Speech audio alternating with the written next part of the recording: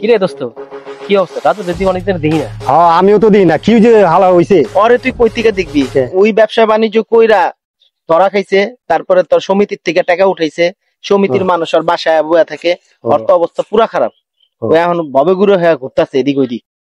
দিনকালের যে অবস্থা দোষ, হ্যাঁ আর ভাল লাগে না। ওই যে রাজু, এই রাজু এদিকে আয়।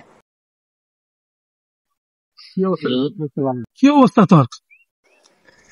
আর কইস না দোষ, ব্যবসা বাণিজ্যের যে অবস্থা, পুরো লসের উপরে আছি। এর মধ্যে কিস্তির টাকা তুলছি, কিস্তির লোক বাসা ঘুরা যায়। কি যে করুম দোষ, আর ভাল লাগে না কিছু। আর কি কিছু করার নাই দোস্ত, একটাই বুদ্ধি আছে, তোর দুইটা কিডনি চালা। ওর যে কিডনি দুইটা বিক্রি করতে গেলি, ওর তো দুই কিডনি নষ্ট।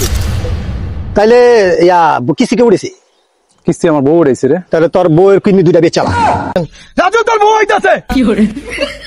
রাজু বল দিবা, রাজু বল দিবা।